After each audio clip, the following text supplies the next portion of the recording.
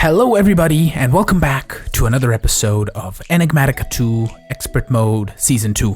In the last episode, we automated our Kekimorus, but essentially, we wanted to automate the Spectrolous Flower, and I said I was going to do that on livestream, which I did on twitch.tv/Fikibreaker, so go follow me there. We're almost at 1,000 followers, so keep on doing what you're doing, and we're doing great. And also, we're almost at 10,000 subscribers, so you have any ideas of what I should do for my 10,000 subscriber special, let me know down in the comments if you have any super cool ideas of what you want to see or what you want me to do. Yeah, that should be great. So, for the Spectrolous Flower, we need to add a little bit more redstone control to it to get it fully automatic. Currently, it's just functioning off of a button, but let's go check out how it works. The open crate above is linked to this phantom face, so if we pump in wool right into here, it's going to drop on top of the Spectrolous Flower. And these interfaces here are providing us with all of the wool from our refined storage, from our applied logistics network. And we're keeping a stack in each of these droppers due to our limited item filters over here. And the other side is doing the exact same thing, but the other 8 wool. And what we do is when we power this button, we pulse one item into the wooden hopper here, and then it trickles one at a time, slowly dropping the wool in the right order on top of the Spectrolous. And then I have the right amount of delay here, which is 130 ticks, which is, I believe, 6.5 seconds, if I did my math correctly. So it's going to wait that long because it takes that amount of time to drop all of the first 8 wool onto the Spectrolous. So if I push the button, we can easily see it dropping.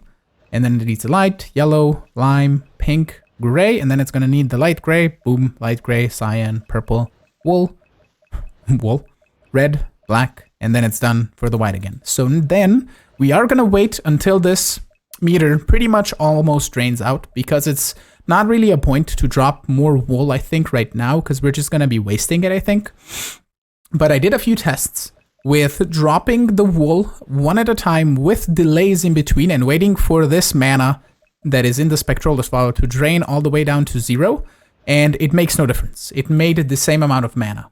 So pretty much it's fine if we just drop it all at once, one after the other, and then we wait a little while for the mana to drain, and then we do the cycle again, because we don't need to have this wool just constantly rotating and dropping, because that's going to just require a whole bunch of wool, and I don't think the flower is meant to work that way. So once this drains pretty much, let's say over to here, or maybe a bit more, we can drop another set. So I will figure out what the timer for that is going to be. And then we want to control this with some redstone. So as soon as this mana pool is full, we stop this flower because it doesn't need to produce any more mana. And then as soon as this drains a little bit, we want it to produce a bit more mana. All right. So what we're going to do is we're going to use this red stringed comparator, which the way it works, the way the redstone dot is pointing and the way you can see those little squiggly lines is basically detecting an inventory above that it can detect redstone from. So it's, if we take a comparator over here and place it down, it's going to be detecting the mana pool above. And then what we're going to do is we're going to take a the redstone lantern is what I wanted to take. And we're going to take one of those and we're going to put it down right over here. And we're going to set this to 14. We're going to do subtract mode on. And then if we take ourselves a timer and we're going to set you to, I don't know, it's in ticks. So a minute is, let's take a minute and see how it takes on a minute. We're going to do done. And this timer, I believe it stops working if we give it a redstone signal. So if we grab this, it shouldn't emit any signals. It doesn't really show, but that's fine. We could even use a hovering hourglass. That could also be a thing. But what we can do is we can just run a conduit all the way over here. And we have an input on here, and then we do an output on here. So as soon as this will emit any sort of redstone signal, and we'll just do 1 redstone to be safe, because this is going to emit a signal of 1, like so. And then it's going to turn off the timer. So we should be seeing this guy producing mana as soon as the timer for a minute drains out. And then it's going to wait another minute before this is fully out, and I will be testing here to see if we need to increase the timer a little bit more on that part, but I will wait until this triggers and see how it works. I decided to make another composite mana lens of potency and velocity, which basically reduces the time for this guy to transfer mana from this mana spreader to the mana pool by half. We had the timer here set to 1200 something before, now it's 660, which makes it twice as fast, which is really cool. And what I want to re-enable is our Kekimuras, and I want to not spread into the same mana pool over there. I want to have separate ones for these, and I want to set up 4 more Kekimuras on those 3 spots. So we have to make a few more Runes of Gluttony. And I want to add a recessive upgrade into all of these mana pools, because this means that it's going to spread the mana to all of the other mana pools before filling up themselves. And it's not also going to accept mana from any other mana pools. So what I want to do is this and this, all to transfer into the middle to our mana bank of sorts. Right, so now let me make a bunch more of the Runes of Gluttony, and then make the Kekimuras, plant them, get them all hooked up with spreaders, and that should be pretty cool.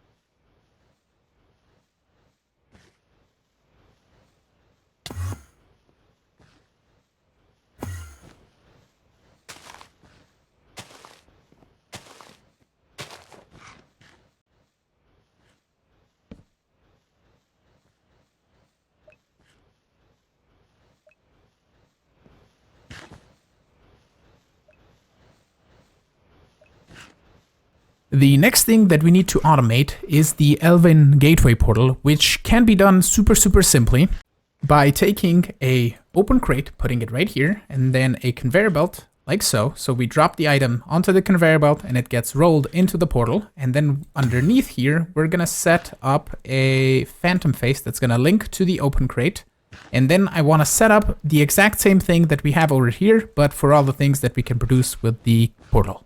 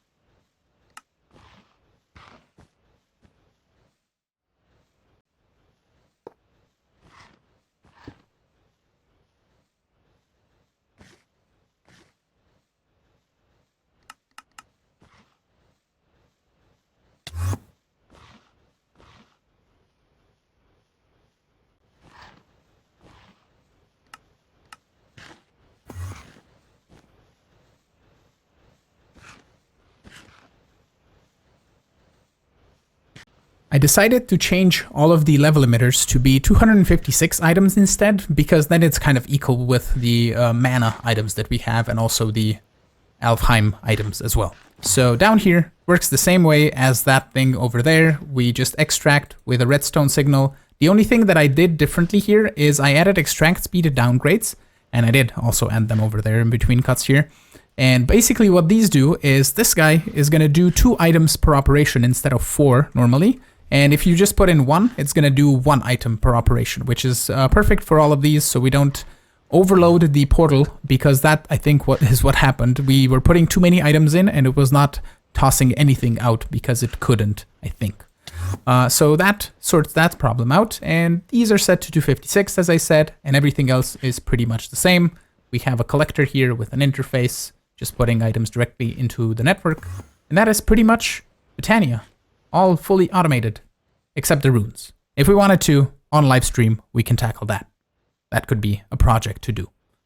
The next thing that I want to go do is fight the Gaia Guardian, and for that we're going to require some Gaia pylons, which require some mana dust, which is made with Aerothium dust, Cryothium dust, Pyrotheum dust, and Petrothium dust.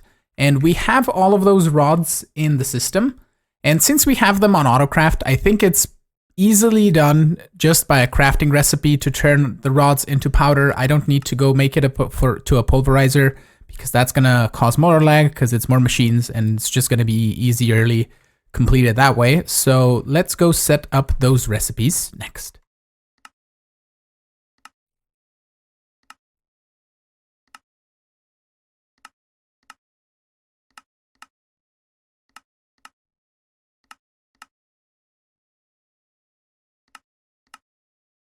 Now I'm pretty sure we can request our mana dust. Let's just get 32 of this. Yeah, everything is autocraftable. Oh god, that's super quick. Lovely. Okay, cool. We can then turn that into Gaia pylons as soon as we make 4 mana pylons. Like so. And that should be 1, 2, 3, 4. Lovely. Then I need to go into my Lexica Botania and find the spot where it is the Gaia ritual, which should be Alphamancy, Ritual of Gaia. And then we need visualize, and we can go up top here and find a spot where we can set this up. Maybe we have enough space back here to place it, so I'll see if we can align it up and set it up.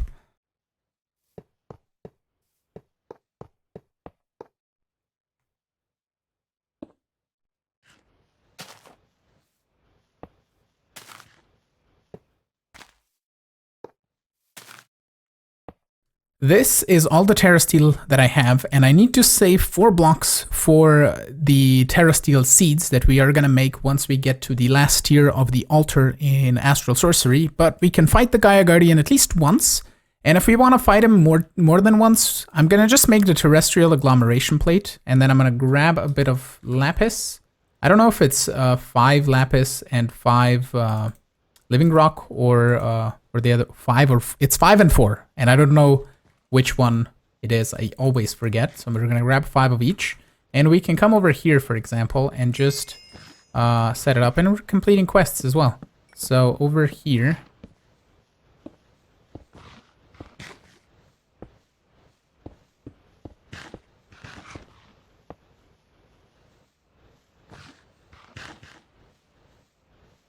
And if we drop a mana steel, a mana pearl, and a mana diamond, we should get ourselves an ingot of Terra Steel. And now, let's go fight the Guardian of Gaia.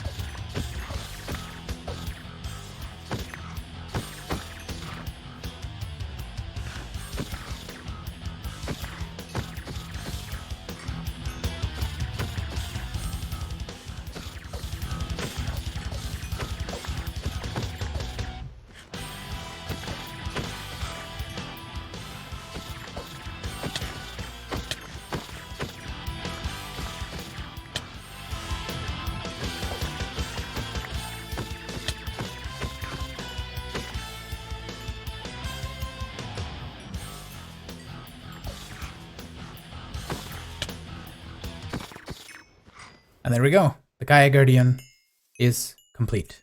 We got 8 Gaia Spirits, so I think I'll fight the Gaia Guardian again, so we get an extra 8 Gaia Spirits, and then we can check out all of our other spoils. So from the first Gaia Guardian, we don't really get anything special other than Gaia Spirits, and to fight the second Gaia Guardian, we need to make Gaia Spirit ingots, and if I recall correctly, those are a bit more complicated. Actually, no, they're not. We just need one more Terra Steel, Mana Dust, 4 Gaia Spirit ingots. We have some mana infused. I don't think I have it set up yet, but I think I have some. We have 18. Yeah, we can fight a tier 2 Gaia Guardian. Wonderful. And with that, we can craft ourselves 4 Gaia Spirit ingots. I made 8 total Terra Steel extra. So we can fight the Gaia Guardian 8 times.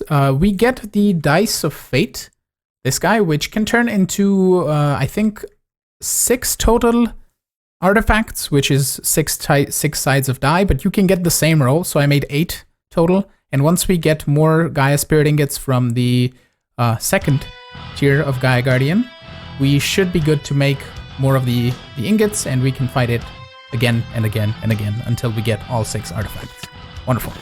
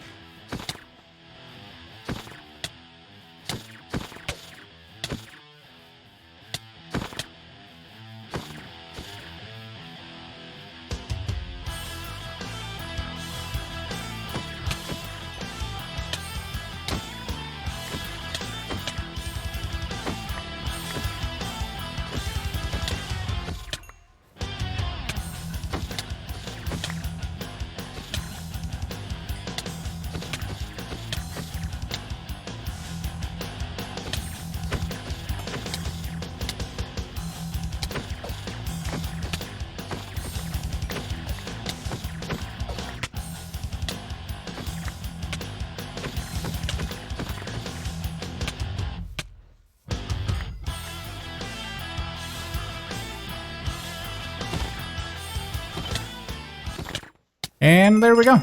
Gaia Guardian 2. We get the Dice of Fate.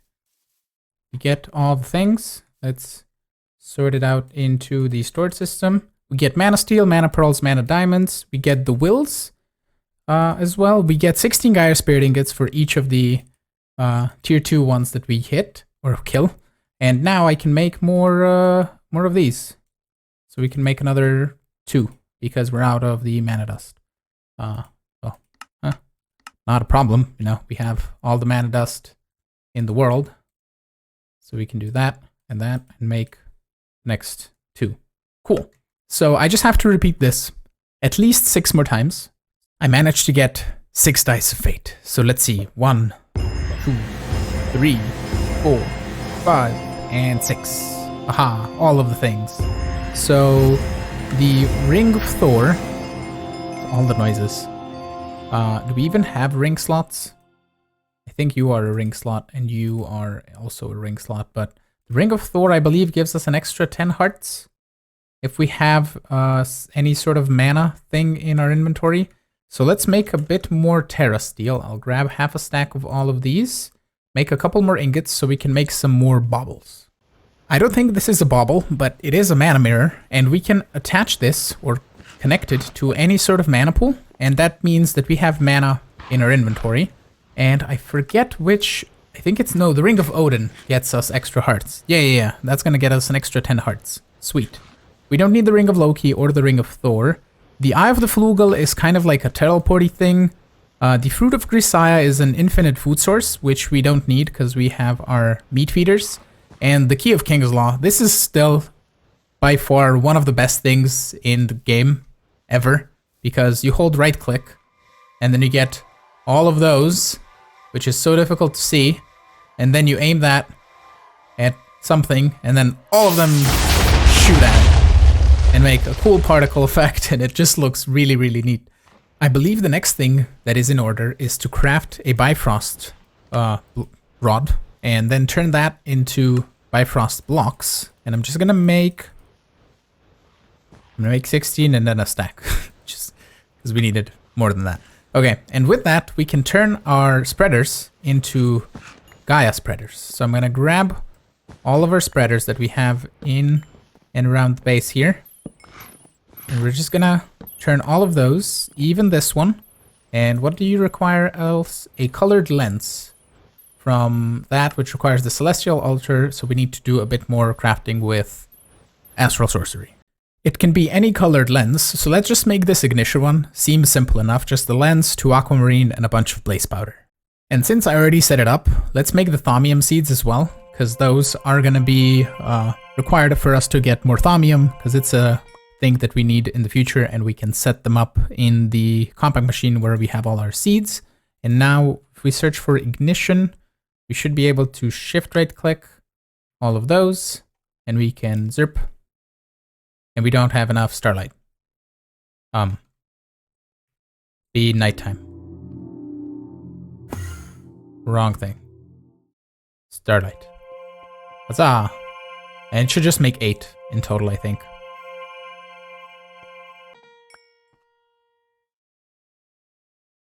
Okay, that made just 1. So, a few more to go. And I believe this should turn into 6 Gaia mana spreaders. We're gonna take this one off, and then we're gonna grab just some sort of placey block. We can place this guy down with Wand of the Forest. Boom. And lag. There we go. Okay. So that should be hooked up to this guy like so. And it should be spreading mana a little bit faster, and we can even give you a lens to make you super duper fast. Now that this is sporting a Gaia mana spreader with potency velocity lenses, this is even faster. You can see how fast the mana drains. It doesn't even accumulate. So we can just keep on dropping wool as long as we have this mana pool be empty. And I changed the timer here to 280 now. So it's just triggering every time. It's just cycling through all of the wool, and it's really cool, and it's really quick, I think. And that is gonna have to be it for today. I'm hoping you enjoyed today's super special episode, because I did a different style of editing, and if you did enjoy it, please let me know down in the comments and with liking the video and subscribing and all that good stuff, so I can do it in the future, because it was really fun to make, and I think it makes the episode flow a little bit better. And when I do the final edit, I think it's gonna be really, really cool. So with that, I want to thank you all again so much for watching. I'm hoping you enjoyed today's episode. If you did, make sure to hit the like button, subscribe, follow me on Twitter, follow me on Twitch, support me on Patreon, play with me on all the mods 4, and I will see you all in the next episode. Have a great one. Bye-bye.